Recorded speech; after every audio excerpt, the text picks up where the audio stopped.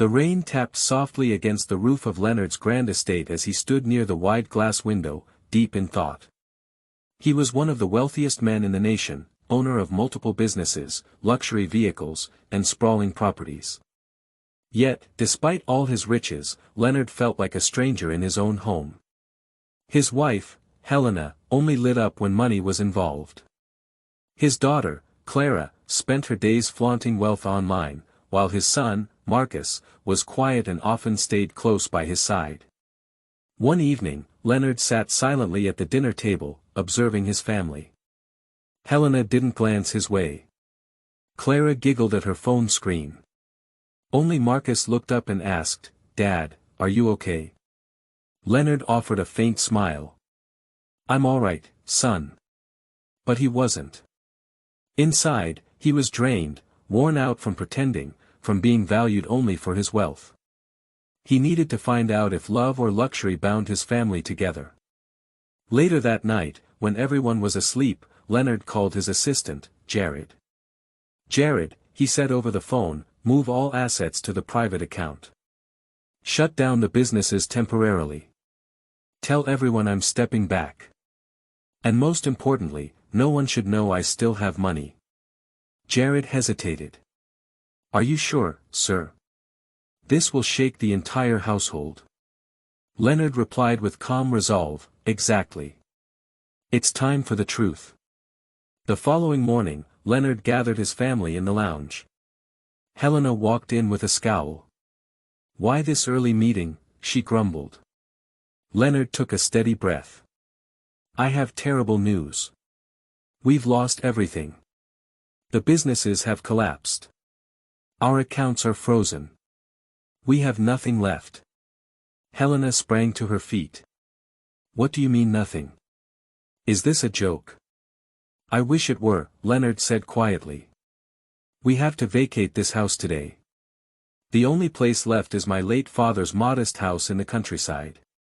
Clara shrieked. "The countryside? Me? There? Never." Marcus looked at his father with quiet concern. "Is this real, Dad?" Leonard nodded solemnly. "Yes, son. It's the only option." Helena exploded. "You failure of a man. How do you ruin everything? What kind of husband are you?" Leonard didn't respond. He simply walked away. Marcus followed. "Dad," he whispered, "we'll get through this. I'm with you." Leonard smiled at his son, a tear slipping down his cheek. "Thank you, Marcus. That means more than you know." By dusk, they packed only the essentials. The mansion was empty, no servants, no drivers. Leonard drove the family in a dusty, old car Jared had arranged. The road to the countryside was rough and unpaved. Helena complained constantly. Clara kept her window shut tight. Marcus sat quietly in the back, enjoying the fresh air, holding his father's hand. Hours later, they arrived at a humble compound with a small, tin-roofed brick house. Helena stepped out and stared in disbelief. "What is this place, Leonard? Are you insane? We're supposed to live here." Clara wrinkled her nose. "EW. What's that smell?" Leonard looked at the home with a nostalgic calm. "This belonged to my father. We'll stay here for now." "Stay where?" Helena yelled. "Me. In this dump? After years of luxury, this is your plan?" Clara crossed her arms. "There's no Wi-Fi, no AC, no mirror. This isn't living." Only Marcus remained calm. He helped his father carry the bags inside. The front door groaned as they pushed it open. The living room held only 2 plastic chairs and an old table. Cobwebs clung to the corners, and the air was stale. Helena refused to go in. "You better take me back. I won't step into that filth." Leonard stood firm. "This is our reality now."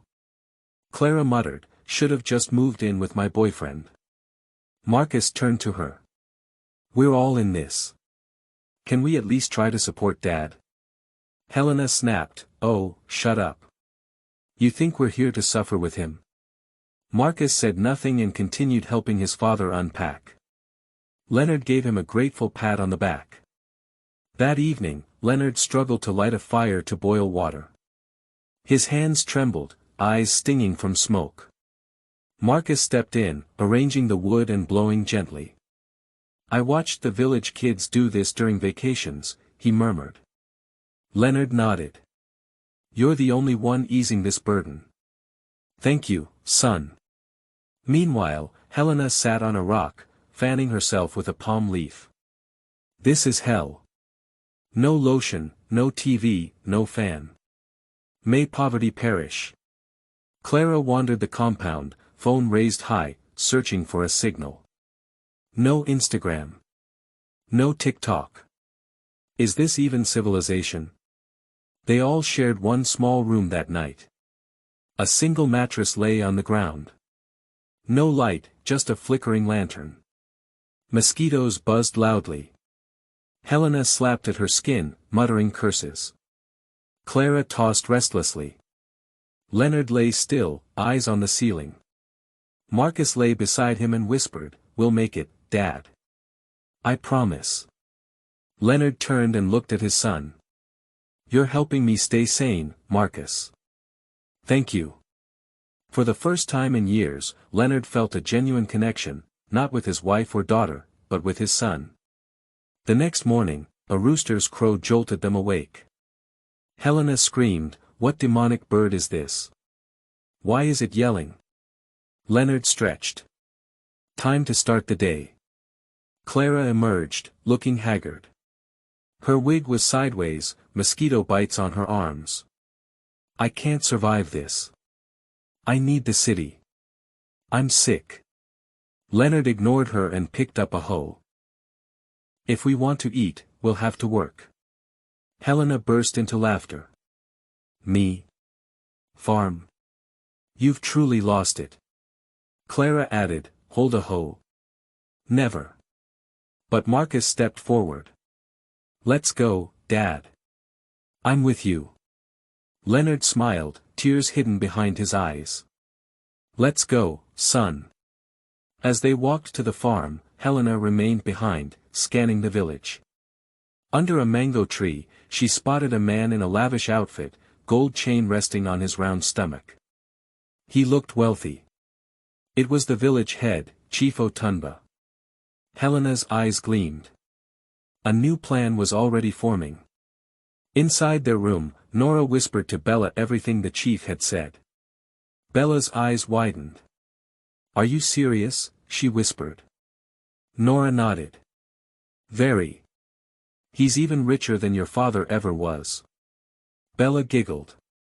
"Mommy, if I find my own sugar daddy here, I'll never go back to that boring city." They both laughed like two wicked sisters. The sun blazed hot that afternoon. Villagers moved slowly, balancing firewood and buckets of water. But Bella lounged outside their compound, chewing gum and scrolling through her dead phone, pretending to be busy even though there was no signal. She wore a tight, shiny gown she had secretly gotten from Mr. Kelvin, one of the married men she'd been seeing.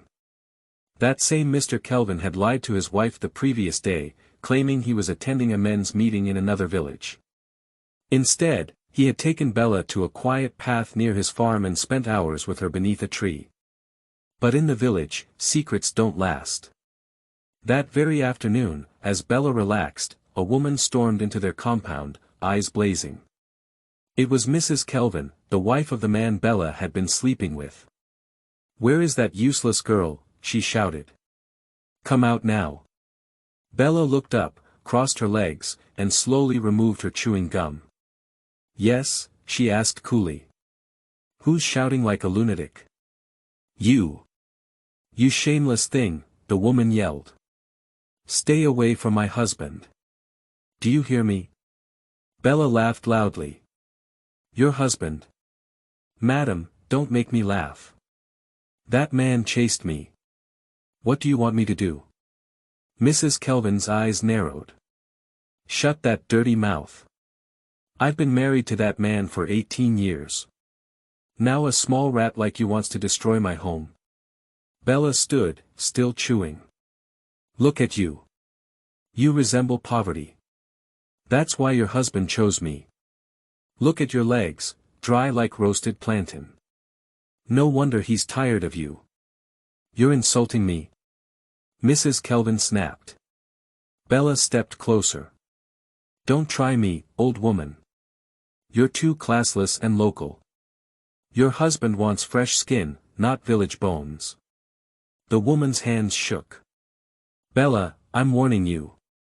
Stay away from my husband, or else, Bella clapped her hands. Or else what? You'll do nothing. In fact, I'll take him completely. Just watch me. Mrs. Kelvin's eyes filled with tears as she pointed at Bella. God will judge you. Then she turned and stormed out, trembling with fury. Just as she exited the compound, Martin stepped out from where he'd been fixing a broken chair. He had heard it all. Bella, he called softly. She rolled her eyes. Oh, great. Here we go. I heard everything, Martin said, walking toward her. Is it true? Are you sleeping with that woman's husband? Bella picked at her nails. So what if I am? Martin's voice was calm but pained. My daughter, this is wrong. You're young. You have your whole future ahead. Why destroy someone's home? Bella hissed. Please, Dad, mind your business. Martin paused. Bella, I am your father. It is my business. Which father? She snapped. The one who dragged us from a mansion to this filthy village. You couldn't even run your business right. Now look at us, fetching water, eating dry rice with no meat. You call yourself my father? Martin blinked, stung. I know things are hard now, but what? She cut him off. You spoiled everything. I had friends. I had followers. Boys begged to date me. Now I'm here, smelling like smoke and wearing slippers made from tires. Martin's eyes welled with tears, but he held them back. All I'm saying, he whispered, is stop following married men. Focus on your life. This isn't the right path. Bella laughed bitterly. Which life? The one you ruined. You couldn't keep your company. You failed your family. Look around, we live like rats. I don't care what you think. I'll do whatever it takes to survive. She stormed inside, leaving Martin standing alone and broken. From inside, Jason had watched it all. He wanted to speak but held back. His heart ached for his father. That night, Martin sat alone under the moonlight. The sky was bright, but his heart was dark. The test he had set was showing more than he imagined.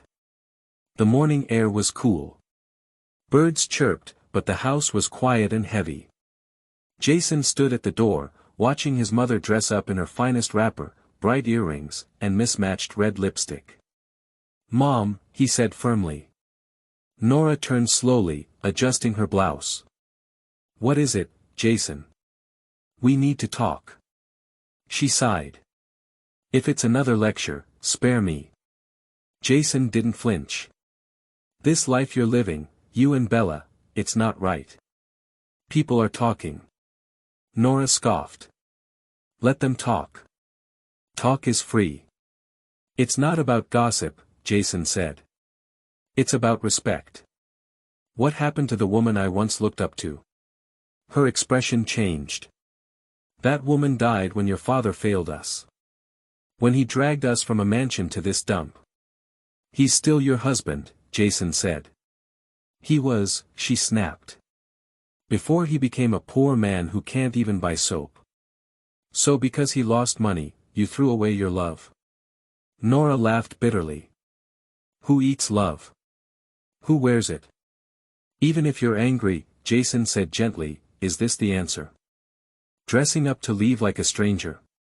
Avoiding home? Avoiding your husband?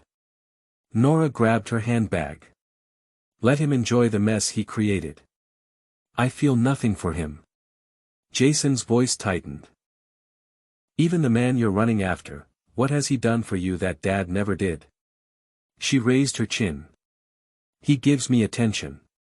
He makes me feel important. Jason shook his head. He gives you crumbs, Mom.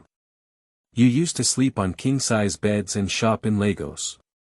Now you collect 5,000 Nigerian nairas and smile like it's gold. Nora's face darkened. Watch your tongue. I'm telling you the truth, Jason said.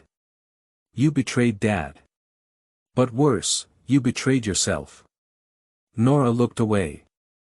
Your father will never rise again. Jason took a deep breath. You don't know the future. But I believe in him. I believe he'll rise.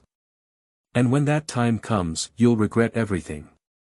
Nora scoffed. Wait till my house is complete. I'll leave this place, you, your broke father, and this life behind.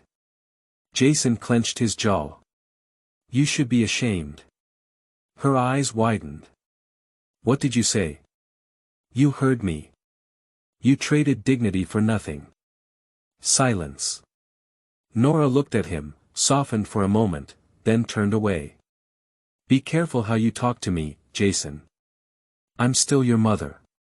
She walked out, leaving him by the door, eyes glassy. Nora strolled alone on the dusty village path, swinging her handbag and humming. Her mind was filled with dreams, golden bangles, a soft bed, and escape. Suddenly, a sharp voice cut through her thoughts. Husband snatcher. So this is the road you pass every day to see the chief, eh? Nora turned. It was Amaka, one of Chief Emeka's wives. Arms folded, eyes blazing. Nora raised a brow. Look who's talking, village loudspeaker. Amaka stepped forward. You came from the city to ruin people's homes. Shame on you. Nora hissed. Do you think I'm scared of you? I used to wear diamonds. Amaka laughed. You that now follows a poor chief with fake gold. Everyone knows his bling is plastic. What did you say? Nora's voice dropped.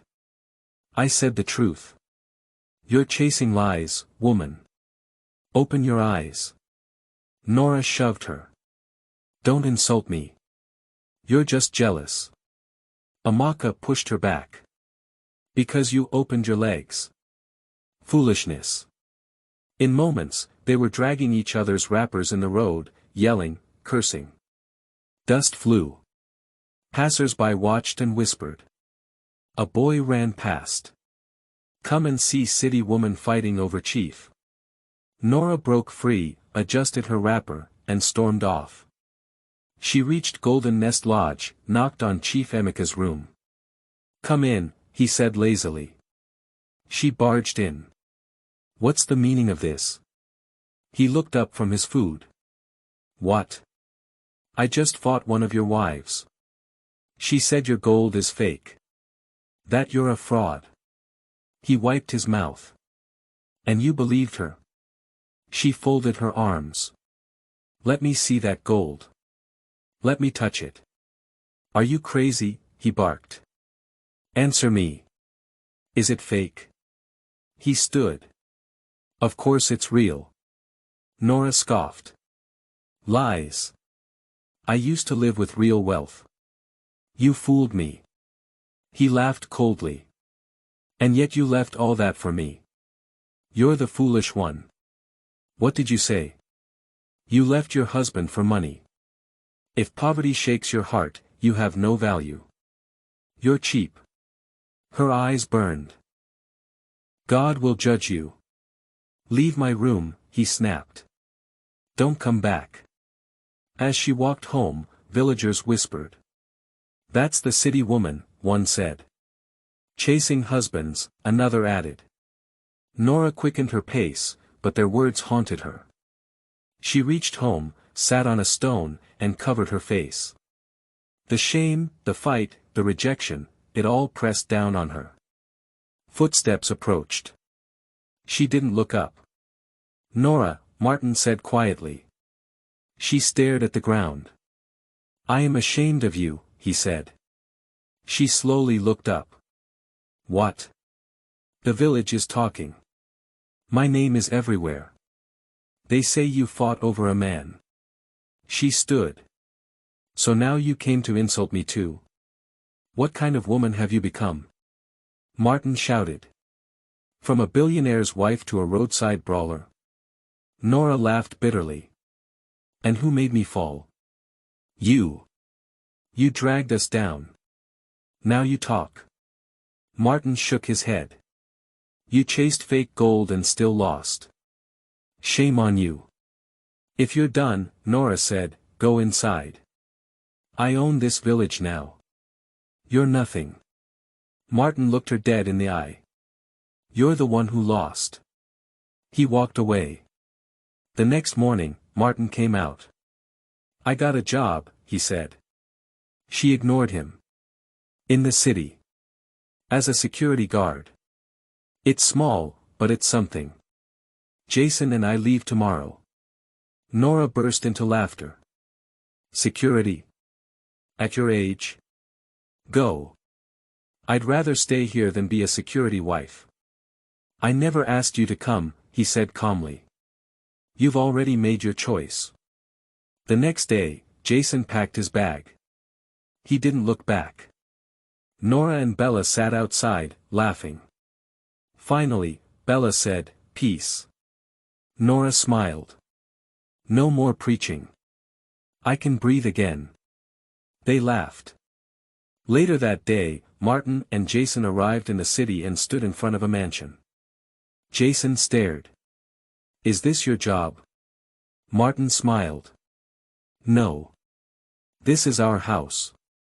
He clicked a remote. The gate opened. Jason's mouth fell open. Ours? But, how? Martin looked him in the eyes. We were never really poor. I sold everything to